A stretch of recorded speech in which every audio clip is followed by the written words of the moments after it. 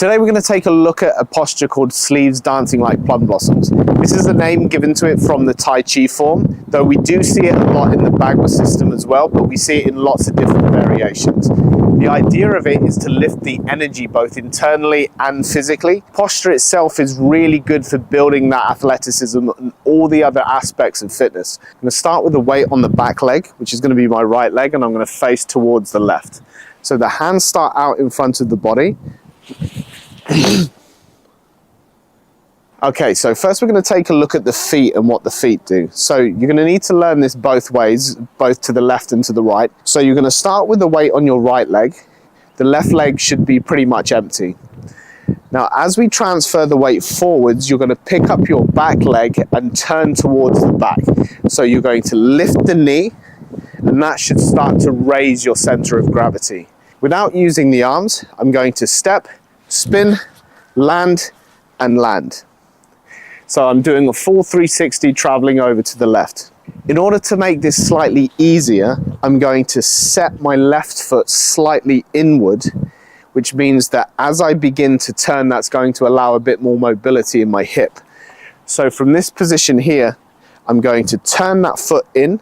I'm going to lift that back leg up straight away as I turn backwards, and then just spin that last little bit until I can land on my right leg. By the time my right leg lands, I should be able to have my left foot in the air to continue the momentum to carry me around a full 360 degrees. When you're developing it, you just need to go a little bit quicker every single time, and hopefully by then you should start to get the feel of what you're trying to achieve. So again, without the hands, 1, 2. Okay, so if we concentrate on the hands, we'll do a little less jumping on the legs just until we have the upper body fixed. So the hands are always going to start out to the sides of you. They very rarely start in the center.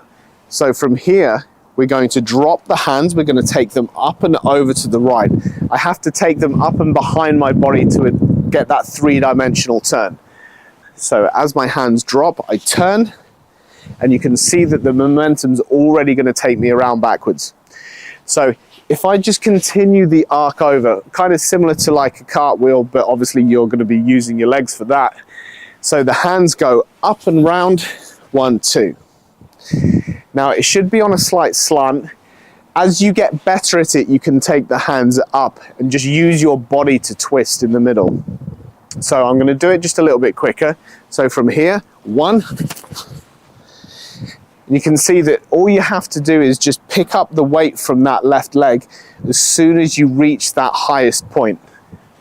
So from here, the weights drop, jump, and then that's going to continue all the way around. So if I'm doing the 360 plum blossom towards the camera, so from here, okay, you want to just keep developing it until it feels really free flowing, and you can almost just make it into one natural movement. So from here, 1, 2.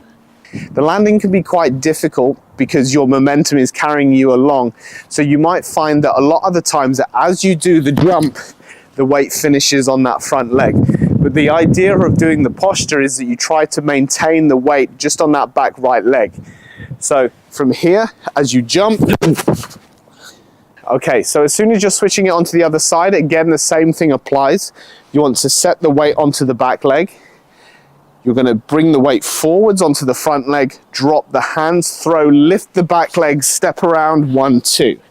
And again, just with a very slight amount of weight on that front leg. In the Bagua especially, because you're trying to land in a specific foot position on the circle, it takes a lot of control and a lot of practice. So doing them outside makes the movement a lot easier, so then you can start working the details when you're back on your circle. Okay, so at a very beginner stage, if you're practicing these, you're not too sure about how your body's going to take the movement. It's important to make sure that the hands remain in the same pattern. So still throw the hands up, but you can do this movement just by stepping, just whilst you're starting to build up your skill level and also your control throughout your body. You can start off by just stepping around, just to make sure that you've got the right feel for it. Okay, so we do come across a slightly easier version of this movement. It does exactly the same thing for health benefits, not quite so much for the physicality and the coordination of the 360, but we call it a change step plum blossom, and that means that we keep our center in the same place. If we start in the same posture that we did before, the weight's on the back leg, all I'm going to do is shift the position of my feet and take my hands out to the side and bring them round. So from the same posture here, and as you can see, it does the same thing. It lifts the energy both internally and physically. We just miss out a little bit of the coordination and the difficulty of transferring the weight through that 360 movement. Now, to do this one, it's quite a bit easier because all you need to do is shift the feet. So if you can just shift the feet on the spot, then you just need to make that movement bigger. So from here, you're going to be jumping off of your back leg. You're going to be driving up, so you lift the front leg this time, and then as the hands go up, instead of going over to one side like we would in the 360 version, we split the power and we go out to the sides. So from here, and then it's a lot easier to control the landing because my center isn't moving in any direction. Okay, so the timing for the change step plum blossom is slightly different. Because we're not moving along, we're not going to create any momentum other than moving upwards. So from this position here in the hands being forwards, you're not going to jump until both hands start to lift on the side. So as the hands drop, you're going to bring the front leg up. And then as soon as the hands begin to go above shoulder height, that's when you switch and then the hands return to center.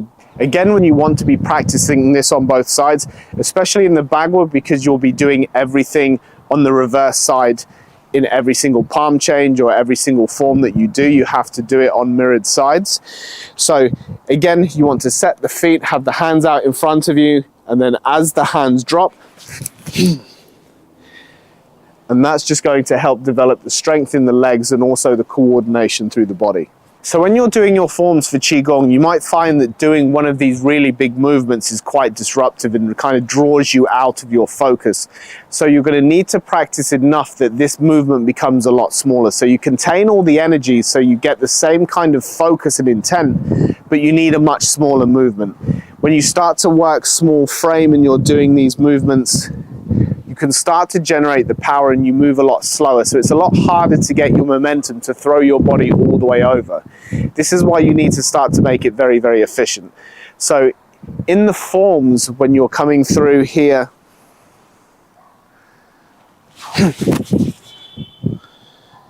it happens a lot smaller. You have much more focus in the smaller movement, though you still want to have the same kind of internal feeling.